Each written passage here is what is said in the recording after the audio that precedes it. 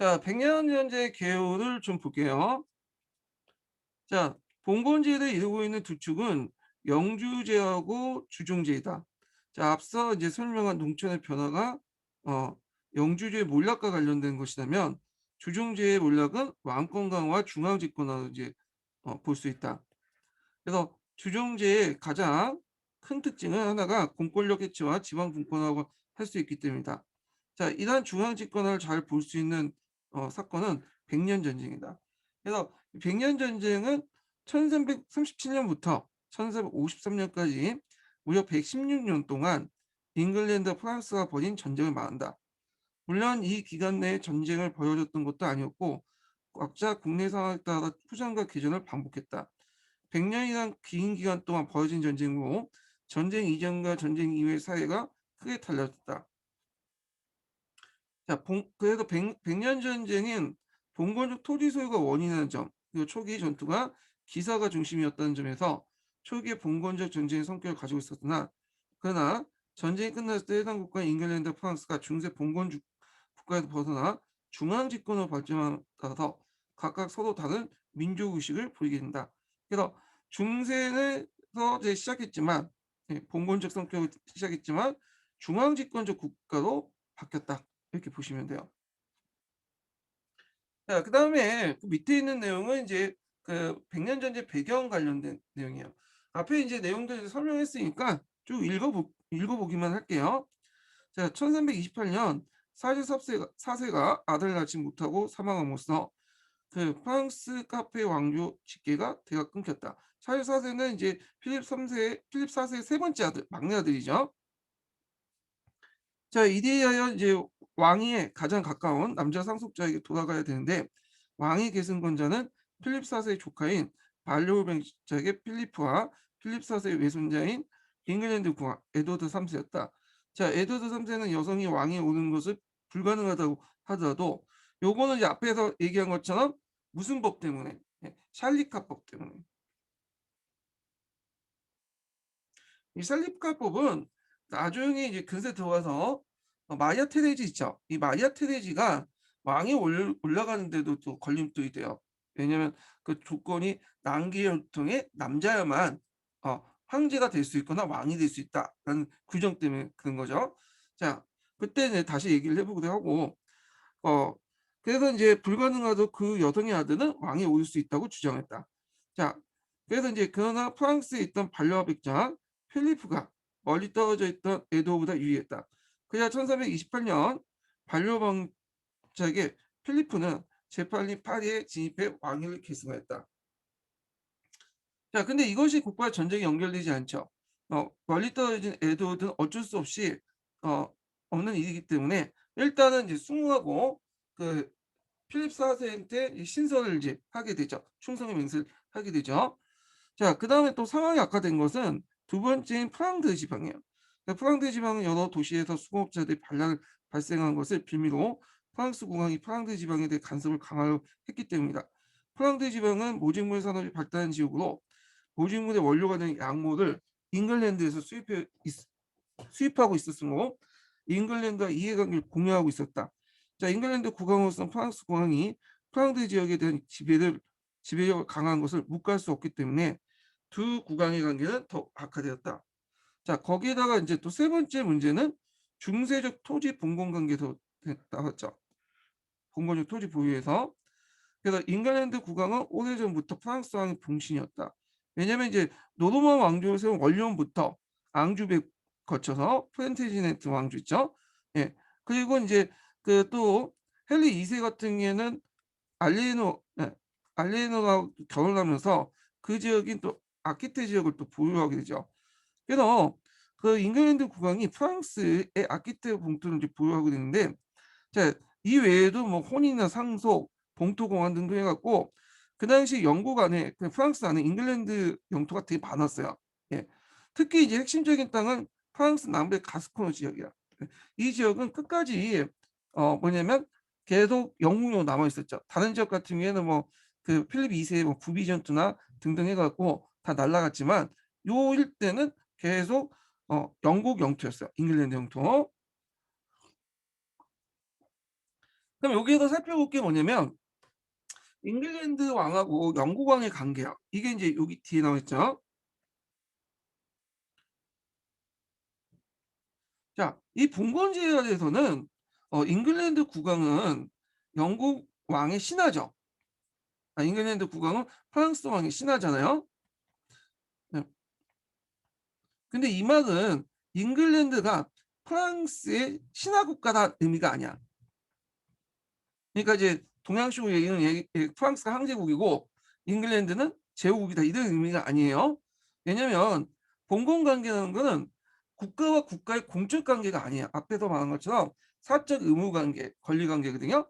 그러니까 이제 이거는 잉글랜드와 프랑스 간의 관계가 아니라 잉글랜드 국왕이 개인이 와서 프랑스 왕에게 땅을 받아서 충성에 그 신설을 바치는 거지, 신설하는 거지. 잉글랜드가 프랑스의 신화 국가라는 의미는 아니라는 거야. 오히려 잉글랜드 입장에서 볼 때는 자기 본토 외에도 프랑스 안에 영토가 있잖아요. 그러니까 제국 마인드를 가지고 있었어요.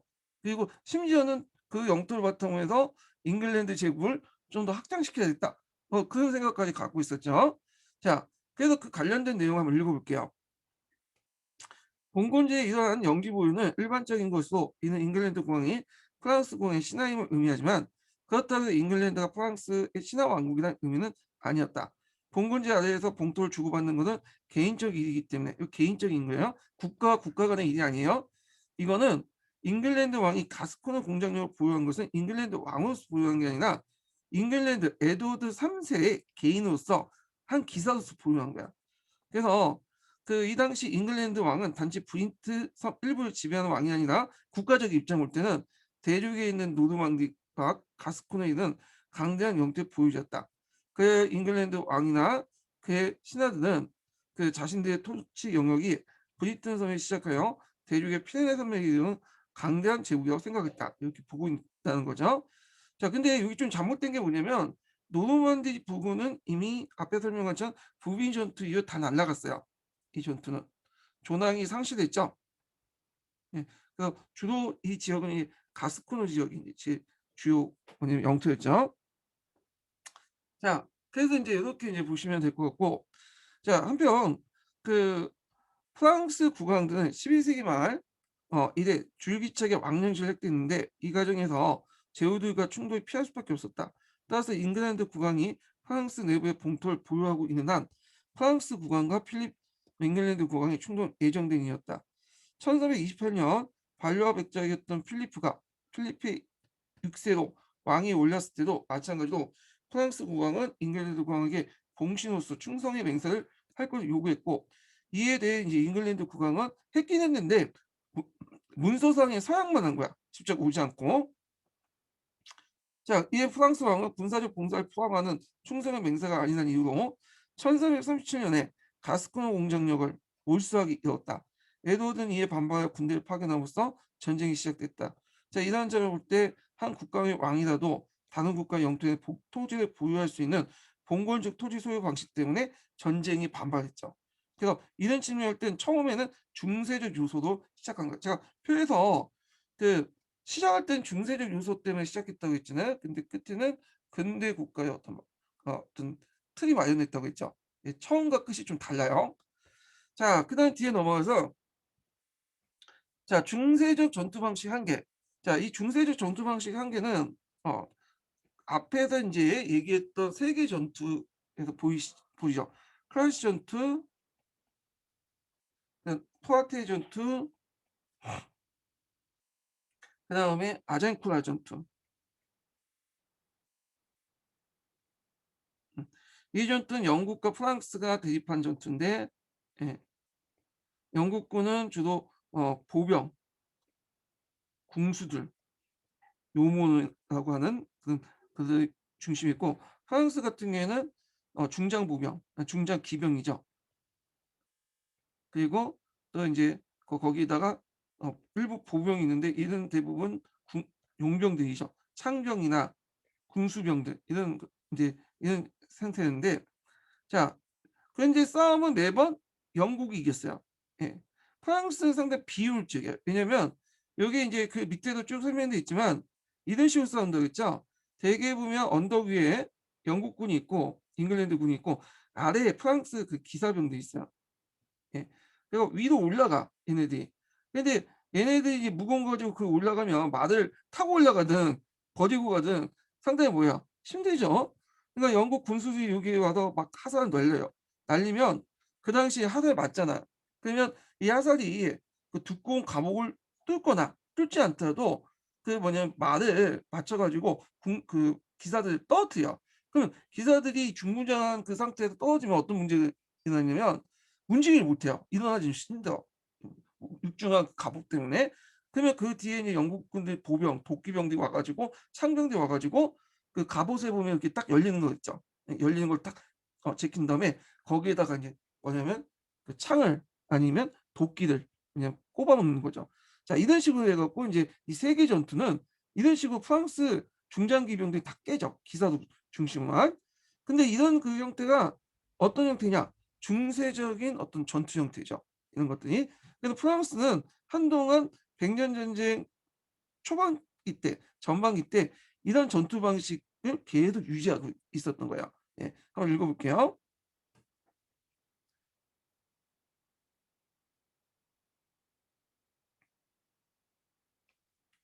자 1340년경 프랑스의 인구는 2,100만이었는데 잉글랜드 인구는 거의 450만에 불과했다. 그러나 전쟁 비용 능력에서 거의 비슷했고 군대 자체는 잉글랜드가 조금 더 효과적인 조직을 가지고 있었다. 프랑스는 중무장 기사를 주력으로 하는 기사군 체제였고요. 잉글랜드는 보병을 주면 용병 체제였다. 근데 이 용병이라면 틀려요. 여기 왜 계속 용병이라는 보는데 이 용병은 아니고 얘네들은 농민병이에요. 예. 서기가 정확하게 표현하고 있죠. 농민병이야. 평상시에는 농민으로 일을 하다가 만약 전쟁이 날 때 소집된 병력이에요. 예. 그래서 인제 주로 장군수들 로 구성돼 있고 요들을 요몬이라고 하죠. 요몬.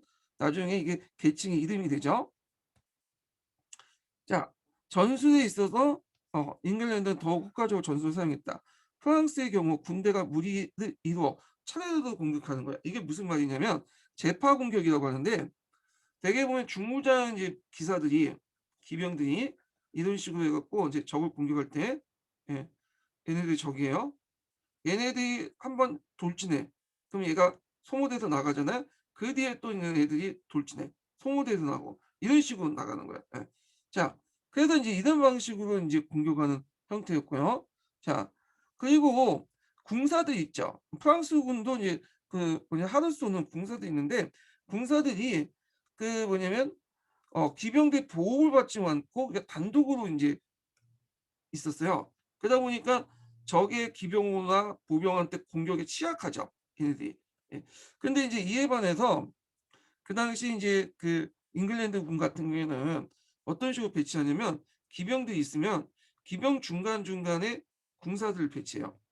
그러니까 궁사들은 하루 쏘고 나서 하루를 이렇게 챙길 동안 또 다른 하루 쏠 동안 공격을 받을 위험이 있잖아요. 근데 이 공격을 받을 위험을 누가 보호해 주는 거야? 요 얘네들 기병 애들이 보호해 주거나 아니면 그 앞에 있는 장창병들이 보호해 주는 거야. 창병들이. 예. 그래서 이런 것들이 효율적이었다는 거. 그리고 또 아까 말했지만 영국군은 항상 싸울 때 위에 언덕 위에서 싸우는 데 반해서 그 뭐냐 프랑스 군들은 항상 밑에서 싸웠어. 그 평원에서. 평원에서 언덕 올라가는 그러니까 누가 갑이고 누가 을이겠어요. 영국군이 유리한 위치에서 공격할 수 있는 위치 이때는 갑이었고 얘네들은 항상 을의 위치에 있었죠. 그러니까 매번 지게 되는 거야. 예. 자 하여튼 이런 등등의 이유가 좀 있어요. 자 그래서 프랑스의 군 어 프랑스의 경우 기사 군대가 무리를 이어 차례로 공격하는 12-13 세기 방식 그대로 답습하고 있었던 반면에 잉글랜드군은 기사 군대에서의 군사를 배치해 이들 보호하면서 상대 기사 돌진을 저지하는 전술 사용했다. 전쟁은 1337년 잉글랜드군이 프랑스 남서부 가스코너 항구 도시였던 보르도에 상륙하면서 시작됐다. 근데 전쟁 초기에는 잉글랜드 약탈 행위가 있고 왜냐하면 그 당시에 전쟁의 목적은 약탈이 제일 중요했죠. 자 그래서 10 년이 지나도 이렇다 할 큰 전투가 벌어지지 않았다. 그래서 전쟁 초기에 가장 큰 전투가 1346 년의 크레시 전투예요. 그래서 1346 년에 여름 흑세자가 이끈 잉글랜드 군은 노르망디에 상륙해 약탈을 자행한 후 북쪽으로 거슬러 올라가 카렌을 통해 기한하려고 했다. 근데 필리프 2세가 기사 소식을 내려 군대를 소집한 후 이들을 추격했다. 매우 빠른 속도로 행진한 프랑스 군대는 마침 피가르 지방의 크레시에서 이들과 조우하게 되었다. 잉글랜드인은 원래 이제 싸우려고 했던 게 아니라 약탈하러 도망가려고 했는데 어쩔 수 없이 이제 싸우는 꼴이 된 거예요, 지금. 잉글랜드 군은 재빨리 언덕 위에서 진을 치고 높은 곳을 선점했죠. 그래서 말에서 내린 기사들은 창병과 밀집 대응을 이루면서 이제 방어망을 쳐요. 예. 기병들이 이제 들어오지 못하도록.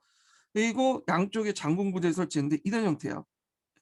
이렇게 있으면 평원이 있고 언덕 위에 이제 여기 있고 기사들은 이제 다 내려가지고 보병과 창을 같이 하면서 기병이 들어오지 못하도록 쫙 창렬 쭉 하죠. 장창으로.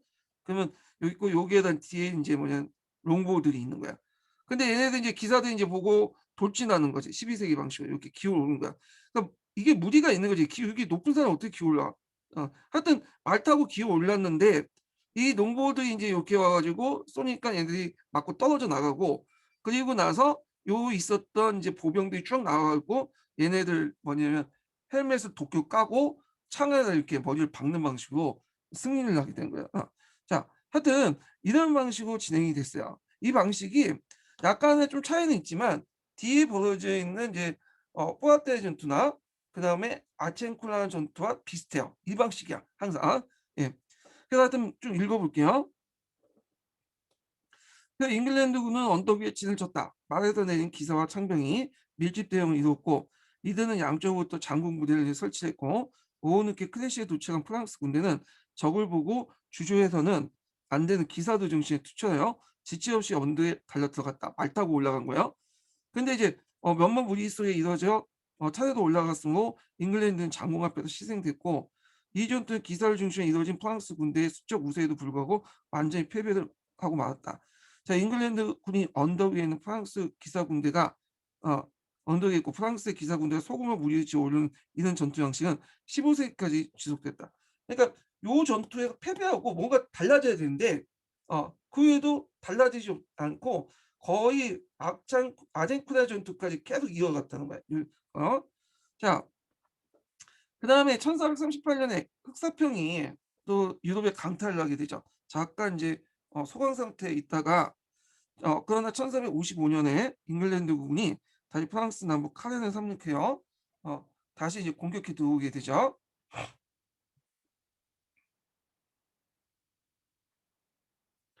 자, 그때 프랑스 국왕장은 군대를 소집해 흑세자를 쫓았어요. 이 흑세자는 이제 에드워드 3세 장남이죠. 예. 자, 드디어 군대가 프랑스 중부 포아티에서 전투했다. 뚜도 포아티에 전투 아시죠? 그때 이제 그 후 우마이야 왕조를 그 사드 마르텔이 격파를 했잖아요. 요 중에 하나예요. 포아티에 전투가. 예. 또 동일한 전투예요. 자, 그다음 포아티에 전투는 10년 전에 벌였던 전투의 재판이었다. 근데 한 가지 다른 점이 있다면 이때는 이제 프랑스 군들이 좀 보고 느낀 게 있었나 봐요. 그래서 말을 타고 언덕에 올라가는 게 아니라 말을 내리고 언덕에 이제 올라가는 거야. 근데 이것도 문제가 뭐냐면 얘네들이 갑옷을 계속 입고 있었잖아요. 근데 그 갑옷을 입고 언덕에 오른다는 게 이게 뭐냐면 되게 힘든 일이죠. 예. 숨을 헛떡거리면서 올라가는 거고. 예. 그런데 거기에다가 이제 뭐냐면 또 장군까지 맞으면 또 떨어지잖아. 넘어지고. 그러면 또 일어나지 못해요. 이게 무게 때문에. 그러니까 이제 또 와서 똑같은 것을 이제 보병들이 달려들어서 도끼로 헬멧을 깨고 창으로 얼굴을 박아 치우는 거야. 예. 박아 버리는 거죠. 자, 그래서 요렇게 졌는데 한번 볼게요. 크레시에서 말을 타고 진격했던 프랑스 기사들은 이번에 말에서 내려 돌진했던 것이다. 그래서 말에서 내려서 싸웠던 잉글랜드 기사들의 기억을 하고 있었던 프랑스에서는 말에서 내려서 전투하는 걸 유리하다고 판단한 것이다. 프랑스의 중무장 기사들이 전진을 향해 돌진했으나 잉글랜드 군사들이 쏜 화살을 피할 수가 없었고 게다가 전투가 8월 말이었으므로 무거운 갑옷을 입던 프랑스 기사들은 화살에 피해서 언덕에 올라가더라도 제대로 싸울 수가 없을 정도 지쳤어. 날씨가 더운데 그 무거운 걸 어, 입고 싸우려니까 기동력이 확 떨어지는 거죠. 자, 프랑스는 많은 기사들은 전투다운 전투를 해보지 못하고 포로가 되거나 사망했고 국왕 장마저 포로가 되었다. 결국 1360년 브레티니 조약의 결과 그 당시 프랑스는 상당 영토에 대한 권리를 잉글랜드에 인정해 줬다. 주로 이제 가스코노 지역, 가스코노 그 북쪽에 있는 남부 지역, 예, 그 다음에 부근에 있는 남부 지역, 그 다음에 카렌 같은 것들 인정해 줬다고 보시면 돼요. 자, 첫 번째 인증번호 알려드릴게요. 첫 번째 인증번호 마지막 인증번호예요. 전 시간에 알려드려야 되는데 알려드리지 못했네. 50번이요. 예. 그래서 이번 강의 들으신 분은 50번만 적으시면 돼요. 예. 그 다음에 이제 14세기 후반 프랑스 왕들은 전면전을 피하고 이 14세기 때 프랑스 왕은 주로 누굴까요? 이건 아까쯤에 그 읽었던 샤를 5세죠. 샤를 5세. 대표적인 왕이 샤를 5세죠.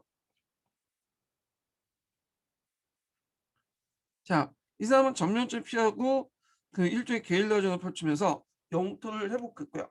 그래서 서기와 연결시켜 보면 가스코너 지역 대부분을 영토를 회복했어요. 그러나 잉글랜드는 왕과 제후대 대립과 반란으로 혼란 상태에 있었고 거기에다 또 이제 마터 테일러 같은 농민 반란도 일어나고 혼란기였죠.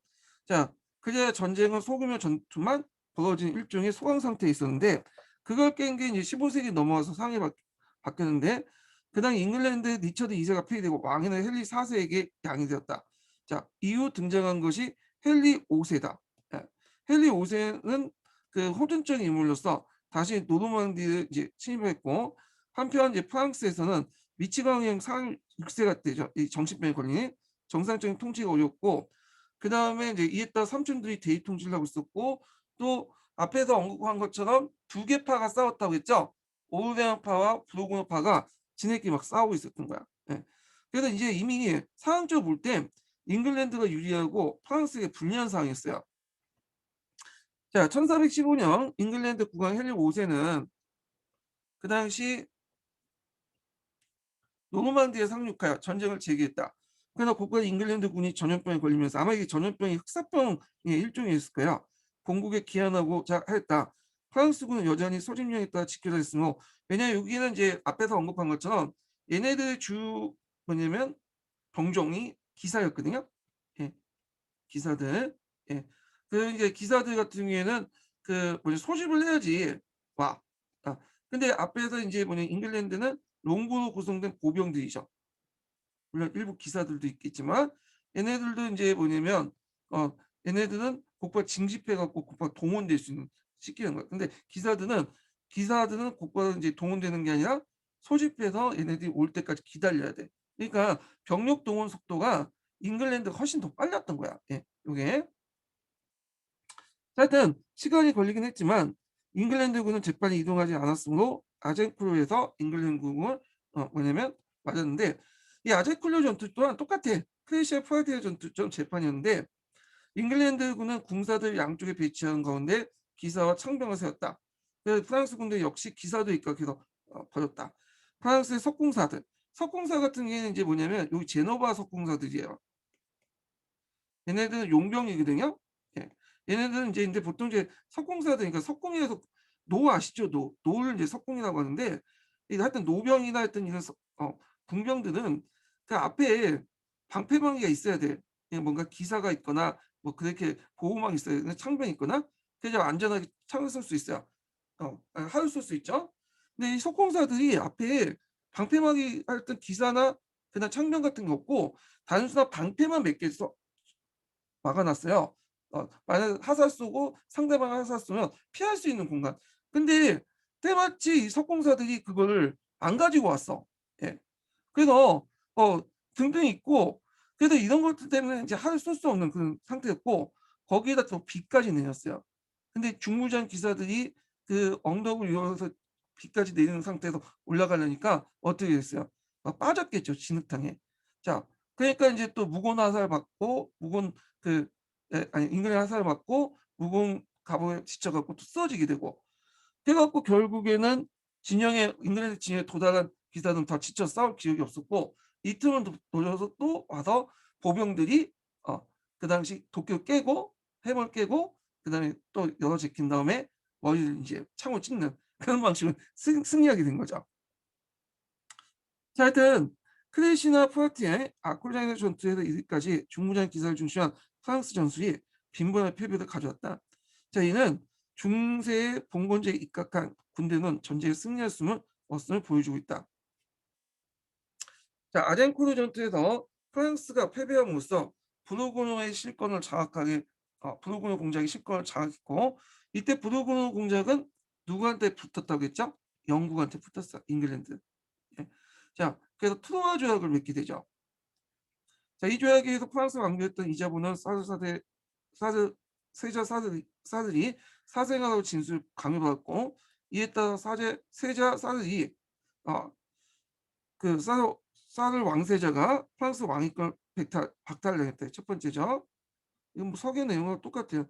두 번째는 헨리 5세가 프랑스 국왕 샤르 6세 딸 카트리나가 결혼하고 샤르 6세와 헨리 5세가 사망하면 헨리와 카트리 사이에 낳은 아이가 프랑스와 잉글랜드 왕을 계승하도록 했다. 자, 그래도 얼마 지나지 않아 트로아 조약이 현실화됐다. 샤르 6세와 헨리 5세가 차례 사망되니까 헨리 5세 아들 헨리 6세가 프랑스 잉글랜드 공동왕으로 등장하게 되고요. 근데 너무 나이가 어리기 때문에 그 당시 이제 그 베드포드 공과 그로스트 공이 섭정을 했다. 그러니까 각각 잉글랜드와 프랑스를 대통치했다. 이렇게 보시면 돼요. 그리고 투어 조약 이후에 이제 앞에서 언급한 것처럼 두 개도 양분했죠. 프랑스가 북쪽 지역은 잉글랜드와 그 다음에 부르고노가가 지배됐고요. 남쪽 그 누아르 강을 기점으로 남쪽 쪽은 샤르 6세, 샤르 왕세자죠. 6세가 아니라 나중에 샤르 7세가 되는 사람이 이제 있었고, 그리고 북쪽 지역의 곳곳에 거점으로서 오르행이나 뭐 이런 지역은 이제 사드 왕세자가 거기 돌아가면서 있었고요. 자, 그런 상황이었어요 지금. 자, 투하 조약에 불구하고 사드 6세 아들인 세자 사드는 프랑스 기사들의 지지를 받았다. 그러나 소심하게 잊을 데 없는 왕세자 샤드는 스스로도 자신의 출생에 의심했다. 왜? 자기 어머니가 사생을 하고 있으니까.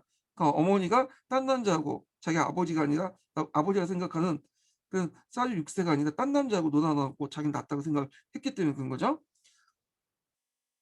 자, 그러나 이때 프랑스 동쪽의 샹파뉴 지역에 그 도레미라는 곳에 처녀들이 나타났는데, 이 샹파뉴는 뭘로 유명한? 프랑스의 샴페인으로 유명하죠. 샴페인. 예. 보르도는 포도주, 샹파뉴는 샴페인 예, 유명해. 예. 그리고 브루그는 와인으로 유명하고. 예. 자, 하여튼 그녀는 천사가 나타나서 이 천사는데 서기에는 성인이라고 돼 있더라. 예, 어느 게 맞는지 모르겠는데 일단 서기에는 성인이 나타나서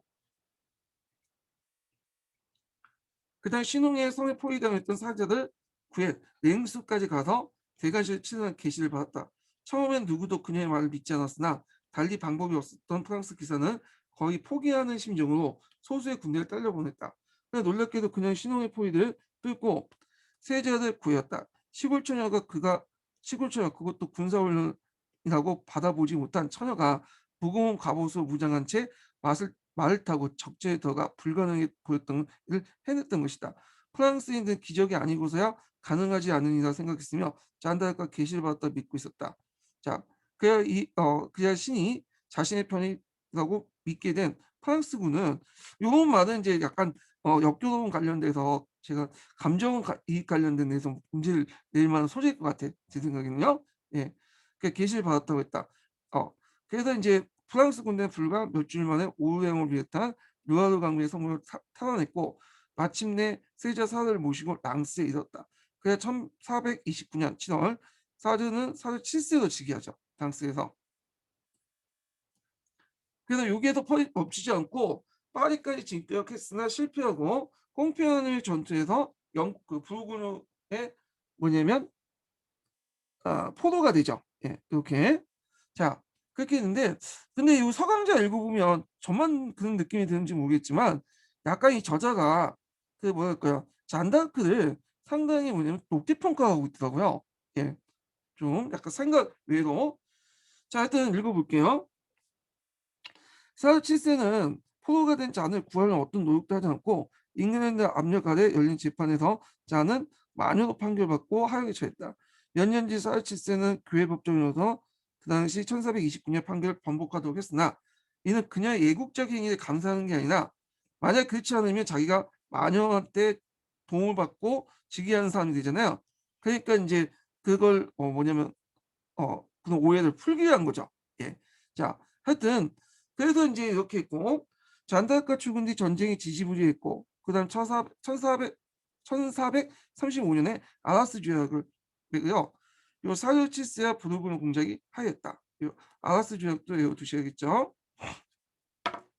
이로써 사르치스는 잉글랜드의 전쟁에서 전력을 기울일 수 있었다. 왜냐면 예전에는 잉글랜드와 부르고뉴가 같이 싸웠잖아.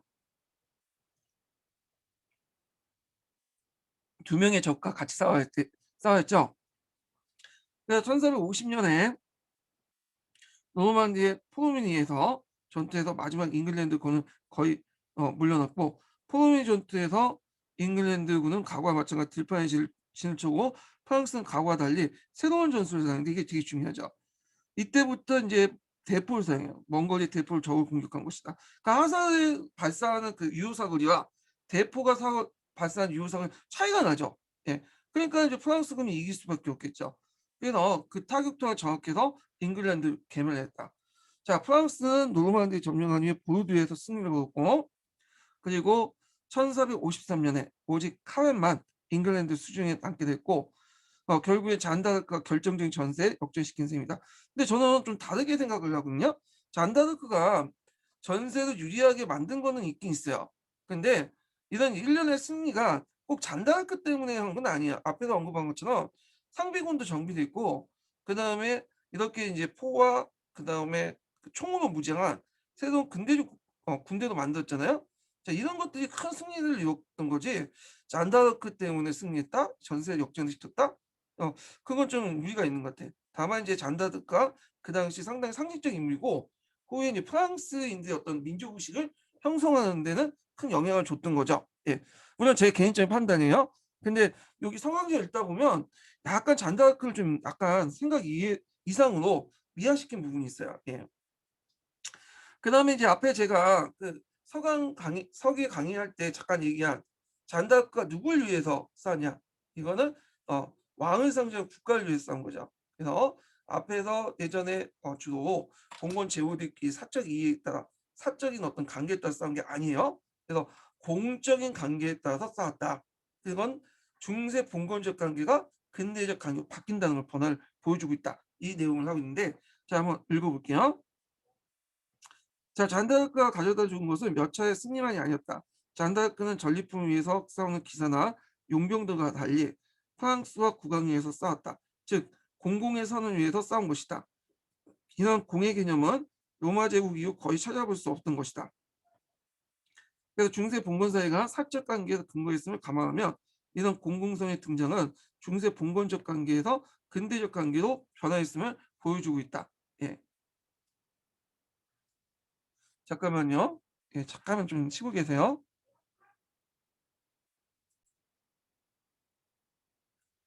자, 그러면 이제 뒤에 잠깐 넘어가서 잠깐 그 백년 전쟁 결과와 과정, 그러니까 결과를 좀 볼게요.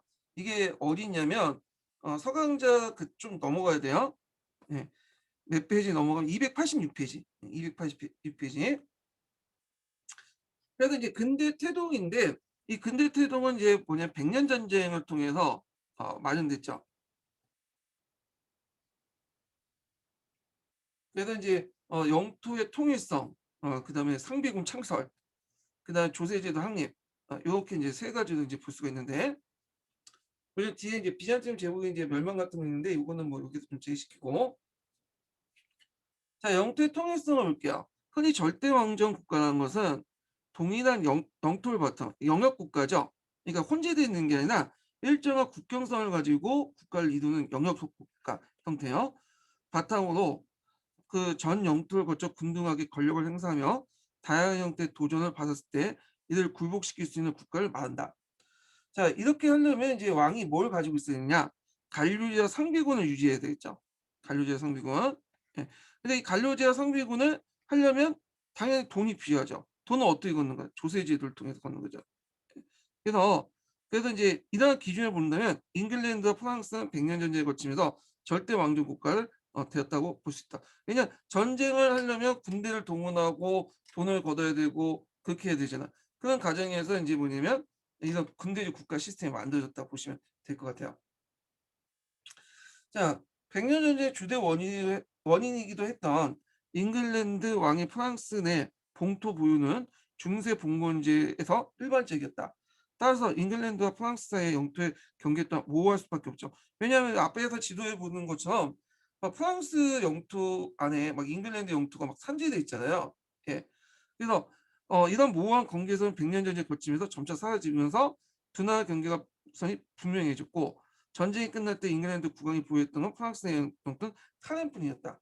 자, 국경이 확실해지면서 잉글랜드와 프랑스는 해협을 사이에 두고 서로 다른 국가를 이제 발전하게 되고 민족 의식이 라고 할 만한 것들이 싹트기 시작했고 자 이때 이제 이런 의식을 이제 싹트기가 만든 것은 잔다르크죠. 잔다르크 특징이죠. 그래서 이제 이 잔다르크는 앞에서 언급한 것처럼 서양의 전투 서양의 중세 기사들이 되게 전투에서 약탈만 신경 쓰잖아. 싸우는 것보다는 앞에서 이제 얘기한 것처럼 이제 그 영국군이 프랑스는 어떻게 약탈을 하려고 막 아웅다웅했죠. 전투보다는 전투는 갑자기 이제 조우하면서 이제 이루어졌고 근데 이에 반해서 잔다르크는 그게 아니라 이제 국가를 위해서 그게 뭐냐면 헌신하면서 전투를 했죠. 이런 것들이 다른 모습이죠. 예. 자, 그런 것들이 이제 뭐냐면 잔다르크를 통해서 프랑스인한 의식을 갖게 되고 또 민중들 입장일 때는 또 하나가 더 있었어. 뭐냐면 잉글랜드인의 그 약탈이야. 물론 프랑스인들도 그 군도 약탈을 많이 하지만 상대적으로 잉글랜드가 더 많았어요. 예. 자, 그러다 보니까 이제 이런 반감이 가질 수밖에 없죠. 예. 그러다 보니까 이제 예전엔 잉글랜드, 프랑스 뭐 그렇게 구분이 없었는데 바다 건너 잉글랜드 와 갖고 막 약탈하고 우리를 때리고 죽이고 그런단 말이야. 그러다 보니까 이제 어떻게 돼요? 프랑스 민중들 입장을 때 잉글랜드는 약탈자이며 거만을 떠는 이방인을 비췄고 그래서 이런 반발 때문에 일종의 민족 의식이 형성됐다. 이런 것들 보시면 돼요. 그래서 지금도 프랑스하고 영국인들 사이가 별로 안 좋아요. 예, 상당히. 그래갖고 자기들끼리 막 욕할 때 프랑스인은 욕하고 그러니까 뭔가 욕설에 프랑스와 그 영국의 욕이 섞여져 있어. 얘네들이 그 욕하면서 영국 놈들, 프랑스 같은 놈들, 뭐 이때는 뭐 이렇게 하자 외놈 같이 그렇게 이제 불려요. 예. 자, 하여튼 이런 경향은 잔다크 이후 뚜렷해졌다. 거기에다가 이제 또 이제 뭐가 첨부됐냐면 전쟁이 끝난 후에 이제 어떻게 돼요?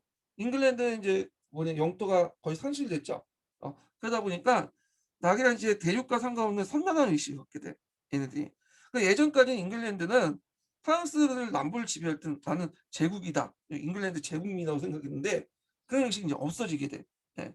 그래서 잉글랜드는 100년 전쟁 초기까지 잉글랜드에서 프랑스의 남부에 있는 넓은 영토를 가지고 있었고 아마도 이 모든 영토를 단일한 국가로 통합하는 야심을 가지고 있었다. 그러므로 잉글랜드 왕들은 대륙에 깊은 관심을 가졌다. 그러나 100년 전쟁으로 대륙의 모든 영토가 상실함으로써 섬나라 잉글랜드는 대륙과 다른 길을 갖게 되었다. 예. 그래서 얘네들은 대륙의 문제에 참여하지 않는 걸로 이제 하게 되죠. 고립주의 외교 노선 이런 것들을 하게 돼요. 그래서 이제 민족의식에 항상 관련된 측면에서 지금 쭉 얘기를 하고 있는데요. 정리해서 얘기하면 자 일단 민족의식에 형성하는데 큰 상징적인 부분이 됐던 것이 뭐냐? 잔다르크죠. 예. 그리고 잠깐만요. 이게 또 왜 안 돼?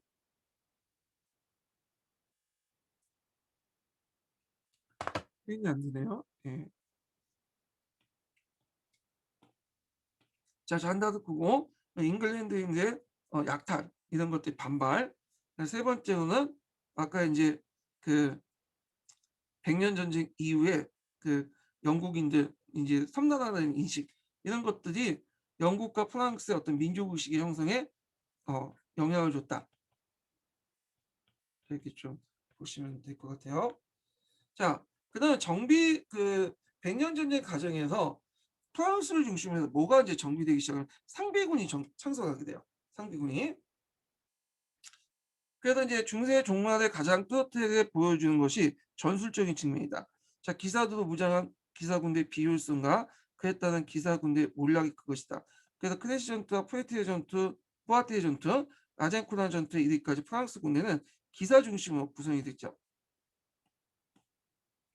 그래서 국왕이 전투를 하기 위해서는 봉신들이 군사적 봉사를 요구하고 소집령을 내려야 하는데 군대가 완전히 소집할 때까지는 꽤 시간이 걸렸다. 시간이 지체되는 것을 제외하고도 기사군대 중심으로 한 군사는 군사와 보병을 중심으로 한 잉글랜드 전투에 번번이 패배하여 거의 쓸모없는 전술이었다. 특히 잉글랜드 하사들은 그 롱보우죠. 예. 이 롱보우는 그 잉글랜드 군이 스코틀랜드와 싸울 때 만들어진 거야. 그걸 개량해서 만든 거야. 그러다 보니까 현실 감각 있고 상당히 실전적인 무기예요. 실전 무기죠. 예. 그래서 이 무기는 이제 그 당시 기사들의 갑옷을 뚫거나 뚫지 못하더라도 기사를 타고 있는 말을 죽일 수 있는데 이는 이제 말을 뭐냐면 말을 죽이면 기사들 쓰러지면 일어나지를 못하니까 자 이에 반해 프랑스 기사들은 무거운 갑옷을 지탱하는 데 지나치게 많은 체력을 소모했고 화살이 가면 갈수록 갑옷의 두께도 점점 두꺼워져 기사를 움직임을 둔하게 만들었다. 요컨대 중세 기소대에 입각한 기사 군대는 더 이상 효율적인 전투 집단이 아니었고 그 자리에 장군을 갖춘 보병 주시의 용병대에 넘겼다. 계속 용병대라고 하는데 이건 용병대가 아니에요. 농민부대예요. 농민부대. 예. 얘들은 전쟁 때는 징집대상이죠. 징집대상에서 근데 대개 보면 이 사람들은 어떤 사람들이냐 하면 어느 정도 중상층이고 군대를 가지고 있는 사람들. 그러니까 중상층이고 대개 보면 무기와 그다음에 이런 것들 자비도 마련할 수 있는 중상층 이상의 사람들을 용보, 예, 요몬이라고 하죠. 얘네들은. 그래서 요거 좀 기억을 해 두시고 얘들은 용병대가 아니에요. 용병대가. 자, 하여튼 이렇게 해서 15세기 초에 들어온 대포는 결정적 기사들을 무용지물했다. 그래서 기사들보다 용병이 중요한 역할이 차지하게 되었다.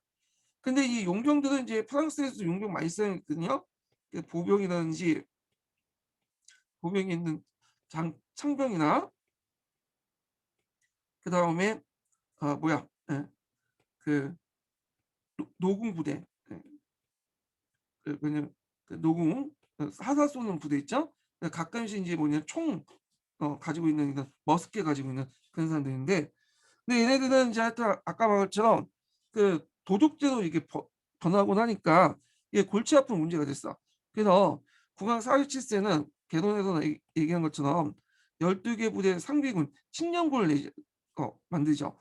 국왕으로부터 급료를 받은 칙령군은 각각의 랑스로 구성돼. 랑스는 그 부의 단위예요.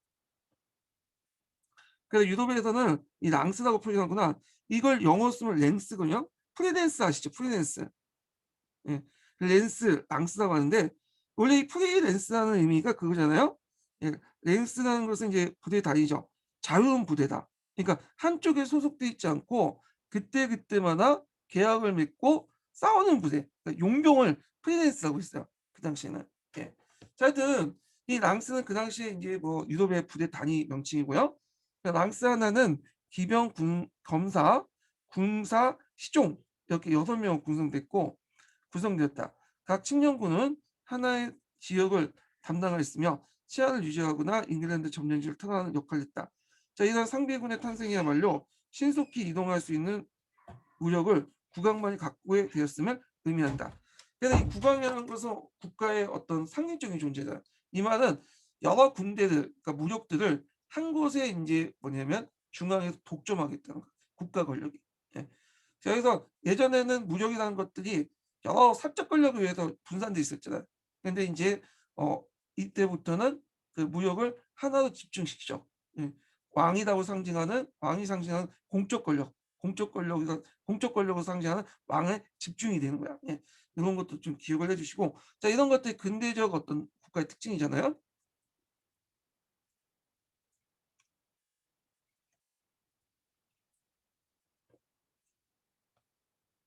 자, 그러면 상비군이나 또 관료제 등 이런 것들을 이제 유지하려면 돈이 필요하죠. 그러면 조세제도를 정비할 필요했어. 그래서 전쟁 초기 때는 삼부회, 어, 삼부회를 통해서 거의 구걸하다시피 얻었어요. 근데 이제 이런 것들이 이제 없어지고 나중에는 이제 조세제도를 정비하면서 만들어졌죠. 그래서 그 과정은 제가 앞에서 좀 얘기를 했어요. 예. 그래서 처음엔 상반 3부에서 소집해서 국어에서 이제 얻었는데 이게 1년 단위로 해다가 2년, 3년 이런 식으로 해서 전쟁이 계속 끝나지 않으니까 뭐냐면 결국에는 영원히 계속 상시적으로 걷는 걸로 바꾸고 처음에 이제 세금 징수하는 사람도 원래는 3부의 사람들이 걷다가 나중에는 관리 국가가 그 왕이 임명한 관리로 바꿨죠. 이런 식으로 이제 변화가 일어나요. 그래서 그 앞에서 인제 서기에 볼 때 사유 5세 있죠.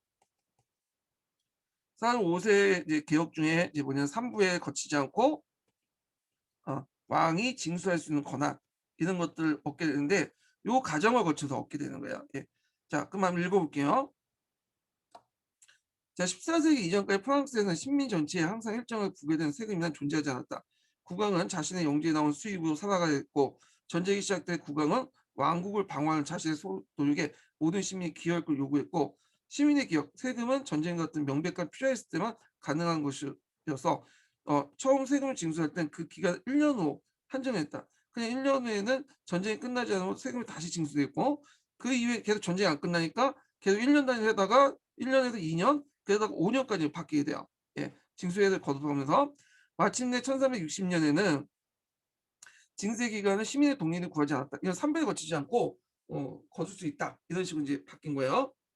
자, 100년 전쟁의 가세 확립과 더불 100년 전쟁은 가세 확립과 더불어 관료제의 확립에 도움이 됐어요. 세금은 새 신분의 대표인 그 3부회죠. 3부회라고 할 수 있는 3 새 신분의 대표할 수 있는 3부에서 결정되는데 3부에는 가세를 인정하는 대신에 세금을 징수하는 것을 국왕 관료에게 맡기지 않고 3부에서 선출하는 사람들이 맡겼어요. 자, 그런데 이것이 이제 조세가 항거하는 길로 접어드니까 아까 전쟁이 계속 길어지니까 1년 단위 조세가 뭐 2년 되고 5년 되고 막 이렇게 하잖아요. 자, 그래서 이제 계속 걷게 되고 그러면서 이제 14세기 말부터는 징세원들이 일종의 관료가 되고요. 실제 국왕이 임명되었다고 임명되었다. 자, 이어 100년 전쟁이 끝난 후에 프랑스와 잉글랜드는 강력한 절대 왕정 국가, 나아가 국민 국가로 첫걸음을 내디뎠다. 이렇게 보시면 돼요. 근데 주의할 것은 왕조 정쟁, 그러니까 왕조 국가들 진짜 절대 왕정 시대는 그렇다고 완벽한 국민 국가는 아니에요. 예, 약간 국민 국가 다른 면도 있어요. 예, 국민 국가 등장한 거는 절대 왕정이 끝나는 이제 혁명 이후의 시기죠. 18세기, 19세기 이후에. 예, 요건 뒤에 좀 더 얘기할게요. 근데 여기에서는 첫걸음을 띄었다. 그지? 예. 그런 식으로 표현해서 국민국가의 어떤 약간의 기미를 보였다. 기틀을 마련했다. 이렇게 이제 해석하시면 될 것 같아요. 자, 그 밑에 이제 비잔티움 제국의 멸망 과정이 있는데 뭐 이거는 각자 읽어 보시고 그러면 이제 기본 강의 잠깐 볼게요. 뭘 보냐면 이제 다시 이제 돌아와서 서기에 돌아와서 봉건제 붕괴 과정을 이제 좀 볼게요. 봉건제 붕괴 과정도 예전에 시험 문제에 나왔거든요. 그래서 좀 많이 나왔어. 그러니까 이걸 좀 구조적인 배경을 좀 아셔야 돼요. 그래 갖고 이걸 제가 표로 이제 정리를 했거든요. 예. 그래서 요걸 좀 보고 얘기를 하죠. 이 심화 규제도 있어요. 여기 있는데 제가 보면 이 표는 뭘 바탕으로 했냐면 서기하고 서강을 바탕으로 했어요. 요때 서강은 서양사 강의를 바탕으로 해요. 서양사 강자가 있긴 있거든요. 근데 서양사 강자도 전반적으로 서가나 서강하고 비슷해요. 근데 약간 좀 차이가 있긴 있더라고, 관점의 차이가. 예. 여기 아주 미세한 차이가 있어요. 미세한 차이. 예. 근데 이거는 이제 서양사 강좌 읽을 때 좀 살펴보기도 하고 여기는 서계와 서강이 보통 이제 통설을 집어넣 통설적 관점이기 때문에 예. 그래서 이 통설에 입각해서 정리를 한 거예요. 물론 이거 외에도 뭐 다양한 관점이 있어요. 예. 근데 그러니까 여기에서는 이제 전반적 흐름만 좀 알기 위해서 이제 이렇게 정리를 했으니까 이렇게 좀 파악을 해 두시고요. 자 근데 요건 이제 이 표를 이해하기 전에 정근대 시대 때의 특징들을 좀 보셔야 돼요. 정근대 시대 때. 정근대 시대의 특징이 뭐냐 하면 그 정근대 시대 때는 그 대개분 그 생산력이 그렇게 발전하지 못했죠. 물론 이제 상대적으로 어떤 시기는 생산이 발전되고 어떤 시기는 생산이 좀 발전하지 않았던 시기도 있었지만 지금 근대에 비해서 그 생산력이 그렇게 높지는 못했어요. 그러니까 그러다 보니까 대개 보면 이제 농업 생산을 할 때 생산량을 농업의 생산물을 생산량을 늘릴 때 농업의 생산력을 높이는 것보다는 주로 어 도 시간과 인력을 많이 투자해 갖고 생산력을 높였어. 음. 물론 가끔씩 생산력 높이는 방법은 이제 있긴 있었지만 근대에 비교해 볼 땐 그렇게 없었어요. 그러다 보니까 어떤 문제점이 나냐면 이거는 이제 서양 유럽뿐만 아니라 전반적인 형상이야. 정근대 시대 때 동양 서양을 다 뛰어넘어서 보편적으로 나타나는 형상들인데 대개 보면 인구가 요런 식으로 돼요. 왜 이런 식으로 인제 막 왔다 갔다 출렁거리냐면 일단 어 어느 정도 평화기에 오면 인구가 늘어나죠. 이 쭉쭉. 근데 평화기에 인구가 늘어나는데 그 당시에 발전할 수 있는 농업 생산력이라는 거는 한계가 있잖아. 어 그러다 보니까 시간과 인력만 계속 투자해 갖고 뭐 토지 기간이라든지 뭐 해 가지고 막 해. 근데 어느 지점에 들어가면 더 이상 한계가 이루어져요. 그러면 인제 뭐냐면 요때부터는 다시 왜냐면 인구가 줄기 시작한 거예요. 왜냐하면 요때부터 생산량이 떨어지기 시작하니까 많은 인구를 먹여 살릴 수 없잖아요.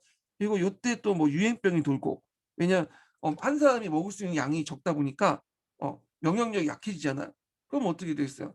인구가 또 줄죠. 계속 줄어. 근데 어느 점에 이제 고점 저점을 찍으면 또 요때부터는 또 인구가 늘어나요. 예. 왜 인구가 느냐?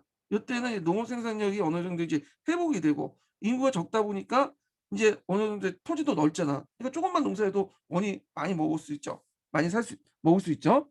자 그러니까 인구가 쭉 늘어나. 그러다가 여기서 보면 또 똑같은 현상들이 또 반복돼. 어 이걸 뭐라고 하냐면 수학 체감의 법칙이라고 하거든요. 인구의 확대에서 생산력 발전보다는 근본 생산보다는 시간과 인력을 투자해 갖고 왜냐면 많은 인구를 먹여 살리는 가운데 한계가 이루어지고 또 이런 것들이 또 해서 밑에 이제 저점을 찍어 갖고 다시 올라가서 또 한계가 이루어지고 예. 이 수학 체감의 법칙이라고 해요. 수학 체감의 법칙. 이거 서양사 강의에 있는 내용인데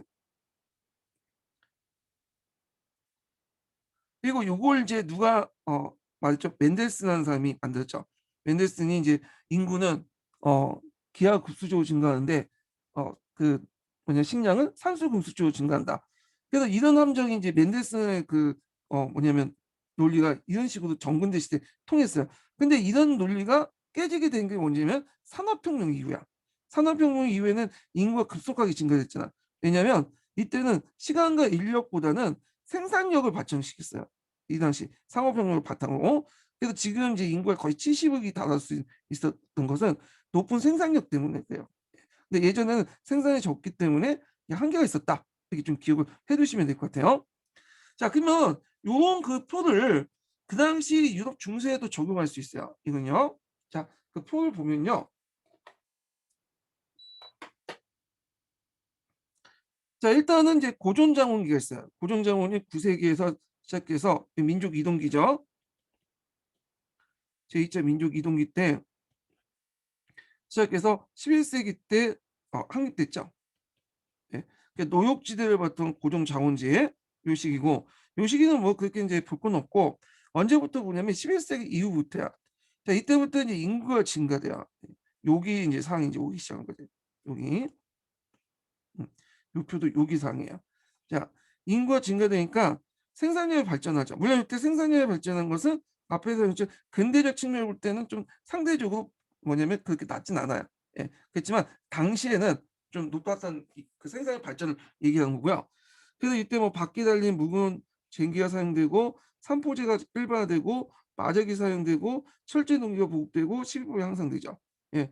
그리고 토지 기관도 일어나고 시토 교단처럼 그리고 인제 잉여 생산이 많이 늘면서 상품화폐 경제가 발달되죠. 그러면 상품화폐 경제가 발달되면 그 당시 인제 그 뭐냐면 장원 그 농노 장원에 있는 기사들 장원에 있는 영주들은 자기 직영지를 분배해서 그 농민들에게 생산물이나 화폐로 받는 게 낫겠죠. 그래서 생산물 지대와 화폐 지대가 받게 되게 되고 이은 장원을 뭐냐면 순수장원이라고 해요. 예전에는 뭐냐면 노역지대를 받는 고존장원이라고 한 반면에 자 그러면서 직영제가 소멸되면서 농민 보유지가 증대됐다. 그러면서 농노가 해방되게 되고 영주의 영향력이 뭐냐면 약화되고 해방이 시작됐다는 거지 다 본격적으로 했다는 건 아니에요. 자 근데 서강에서는 약간 이제 요기 시기를 농 직영지가 소멸된 시기보다는 직영지가 확대된 시기로 보고 있어요. 예, 직영지가 확대돼. 약간 관점이 좀 차이가 있는데 그래서 인제 이것도 인제 서양사 강자의 직영지가 확대되었다 얘기하고 그리고 서양사 강의에는 영국과 네덜란드 일부에서는 직영지가 확대됐다. 뭐 그 내용이 있어요. 근데 전반적으로는 직영지가 소멸되고 대신 농민 보유지가 증대됐다는 게 일반적인 관점이에요. 일반적인 관점. 자, 그래서 처음에 생산물지대였다가 화폐지대였다 이렇게 얘기했는데 서양사 강자는 이 화폐지대를 그 장원 해체기 14세기 이후부터라고 14세기 중반 이후부터. 예. 자, 근데 문제는 이제 이렇게 하다 한계 뭐냐 부닥치죠. 이게 14세기 초반 때야. 예, 14세기 초반에 요게 한계에 부닥치기 한계. 예. 자, 여기를 뭐라고 하냐면 14세기 위기의 맹화라고 해요. 봉건적 위기의 맹화. 그런데 이게 이제 14세기 중반부터 패스트가 유행되면서 요때 이제 14세기 위기가 되죠. 예. 봉건적 위기. 이 봉건적 위기가 14세기 초반에 보였다는 거예요. 그래서 맹화가 붙여진 거야. 맹화가. 그래서 이때부터 앞에서 언급한 맨델스의 법칙, 수학 체감의 법칙이 이제 적용되기 시작해요. 그러니까 이제 어떤 거냐면 일단 토지 개간의 한계가 일어나고 지적도 고갈되고 기술력도 이제 부족해. 예. 그러다 보니까 이제 인구는 늘어나는 데 비해서 곡물 가격은 상승하고 그다음에 물가가 상승하고 화폐 가치가 하락되죠. 상대적으로. 그런데 이것들이 농민 부담을 감소시켜요. 왜냐하면 화폐를 제대로 내고 있었기 때문에 농민들이 상대적으로 적은 양의 화폐를 내게 되는 거죠. 인플레이션이 나니까. 자, 요 시기 때는 인구가 정체돼요. 그리고 약간의 감소가 일어나. 예. 요 시기 때는 인구가 정체되거나 약간의 감소가 일어나. 그렇지만 인제 일단 인구가 많았던 시기이기 때문에 요 시기는 확 준 게 아니라 그래서 1 인당 먹을 수 있는 양이 한정돼 있죠. 그러면 영향력이 떨어지잖아 당연히. 그런데 이때 인제 뭐냐면 그 동방에서 뭐가 더 패스트 흑사병이 들어와요, 흑사병이. 그러면 인구가 확 급감하죠. 예. 그래서 요 곡선을 타게 되는 거예요. 요렇게. 예. 그래 갖고 인제 보면 상품 경제가 그 하락하고 농업 생산이 낮아지고 인구가 감소하고 노동력 부족이 일어나죠. 그러니까 농노의 어떤 지위 상승이 이루어지고 농노 해방이 확대돼요. 물론 일부 인제 농민 그 영주들은 봉건적 반동을 하게 되죠. 이게 농민 전쟁이 일어나는데 결국에는 시대적 흐름을 막을 수는 없죠. 그래서 엘베강 이서 지역 같은 경우에는 이미 이제 장원제 해체되고요. 15 세기 넘어가면. 근데 이제 거꾸로 15 세기 들어가면 이것도 뭐야? 예. 나방이 왔다 갔다 하네요. 자, 15, 16 세기 들어가면 예전에 자유롭던 엘베강 이동 지역, 독일 지역은 오히려 그 농노제 강화돼. 이거 지역마다 좀 달라요. 이걸 재판 농노제라고 하죠. 요거는 나중에 좀 얘기를 하고. 자, 그래서 요런 내용들 좀 기억을 해 두시면 되고요. 여기 곡물가 상승이라 했는데 곡물가 하락이에요. 예. 요거 좀 건쳐 주시고.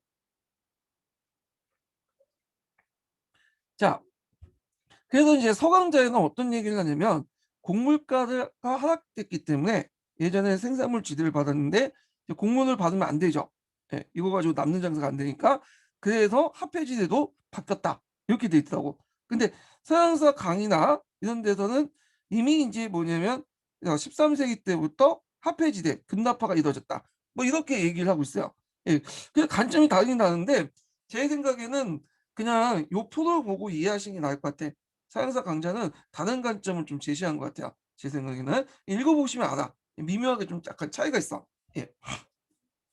자, 그래서 인제 있는데 그러면 여기에서 인제 주의할 것은 요런 순수 장원기 그다음에 인제 이렇게 장원 해체기 등등은 어디 지역에서 국한돼서 봐야 되냐? 이건 엘베강 이서 지역에 국한돼야 돼요. 그러니까 모든 그 뭐냐면 장원에 통용되는 게 아니라 모든 지역의 자 청 국가에 통용되는 게 아니라 엘베강 이서 지역에 한정돼서 봐야 된다는 거예요. 예. 그리고 이게 순수 장원기나 그다음에 14 세기 위기 맹화 시기나 장원 해체 시기나 다 요 세 시기는 공통점이 뭐냐면 결국에는 어 어 장원제 해체에 크게 기여했다. 방향은 다를지 몰라도 장원제 해체에 크게 기여했다. 이렇게 보시면 돼요. 그래서 예전에 장원제 그 해체에 관련된 내용이 기출에 나왔거든요. 가정이. 물론 이제 다 쓰시고 이런 식으로 문제 나오진 않겠지만 제한된 방식으로 나올 수 있기 때문에 꼼꼼히 읽어 주세요. 석유하고 서강제 관련된 내용. 그래서 읽어 보시고 자 그다음에 이렇게 인제 좀 보면 되고 그래서 제가 인제 이 장원제 붕괴 원인을 이렇게 정리를 쭉 했어요. 그래서 순수 장원제 등장 시기 때 붕괴가 되기 시작해서 그다음에 장원제 해체, 봉건제 위기 맹하죠. 예. 14세기 봉건제 위기는 패스트가 돌면서 나타나고 요때도 장원제 해체됐고 그래서 흑사병 유행해서 봉건제 위기 이렇게 해서 또 장원제 해체됐고 요거 한번 또 정리해서 한번 읽어 볼게요. 이게 이제 주요 관점이에요. 통설이라고 보시면 돼요, 이게. 그래서 통속을 좀 제대로 알려면 서양사 강의를 한번 읽어 보세요. 이 서양사 강의가 장원제 붕괴 과정을 아주 구조적으로 아주 디테일하게 정리를 해 놨거든요. 예. 그래서 그거 자체는 뭐 문제가 나오진 않았겠지만 관점 정도 배우고 싶다, 배경을 제대로 이해하고 싶다 하신 분은 서양사 강의가 잘 돼 있어요, 요 부분은요. 자 한번 읽어 볼게요. 자 순수 장원제는 11세기 13세기죠. 그래서 예전에 그 고종제 장원제가 부역 노동을 바탕으로 한 직영지 경영인데 이게 비율적으로 이제 바뀌게 돼서 인제 영주든 직영지 농민들이 임대해 주고요. 부역 노동 대신에 화폐나 헌물로 받죠. 예 지대 급납화가 이루어진 시기야. 왜냐하면 이걸 요렇게 받는 이유가 요걸 받아야지 시장에 갖다 파는 게 이득이니까. 어 그런 식으로 인제 바뀌게 되고 그다음에 이런 측면에 올 때 요것도 인제 장원제 해체의 어떤 배경이 되죠. 그다음에 장원제 또 해체 해서 봉건제 위기명화 14세기 초반 때도 인제 보여요, 이런 것들이. 예. 그래서 인제 여기 보면 그 농업에서 기술 혁신 보죠. 그다음에 비효율적인 부역노동 한계와 이런 토지 개간, 어 한계에 이른 토지 개간, 지적인 고갈로 농업생의 저하, 곡물가가 상승되고 화폐 가치가 하락되고 농민의 부담이 또 감소하죠. 이런 측면에서 인제 화폐지대를 받던 그 농민들이 뭐냐면 장원을 이제 해체시키는데 어 농민들이 크게 부담이 감소되고 그래서 이들이 인제 자본 축적이 가능하면서 토지를 매입해서 뭐 농노에 해방하는 뭐 그런 현상들이 일어나죠. 예 이렇게 좀 기억을 해 두시고 자 그다음에 결정적 흑사병이 유행되죠. 14세기 중반에 이걸 봉건적 위기라고 해요. 이건 맹아는 봉건적 위기 바로 앞에 어 나타나서 맹아를 붙인 거고 그 전쟁과 흑사병으로 인구가 감소하고 노동력 부족을 야기시키고 농촌과 도시의 인구 감소로 인해서 상품 생산 위축 그다음에 농노 해방, 곡물가 하락 등등 해 갖고 결국에는 요 시기 때부터 거의 인제 해체됐던 장원제가 완전히 인제 확인사살되면서 15세기 넘어가면 엘베강 이성에는 이제 농노제가 나 장원제가 없어지게 돼요. 예. 근데 그런 건 있어요. 프랑스처럼 농노와 장원제는 없어져도 이 자 봉건제 잔재는 남아 있었어요. 예. 이게 이제 뒤에 이제 문제는 생산물 지대나 이런 것들인데 요런 것들은 나중에 얘기할게요. 근데 이거는 봉건제 잔재지 그 자체가 봉건제가 있거나 농노제가 있었던 건 아니에요. 예. 자 그래서 인제 이렇게 해서 한번 그 큰 그림을 한번 그려가면서 그 당시 장원제가 어떻게 붕괴됐나 요걸 이제 살펴봤고요. 제가 이제 내일 또 그 출근해야 되기 때문에 오늘 여기까지 할게요. 다음 시간에는 장원제 붕괴 과정과 관련된 서강과 석에 대해서 좀 비교해 보면서 한번 강독해 보겠습니다. 오늘 수고하셨습니다.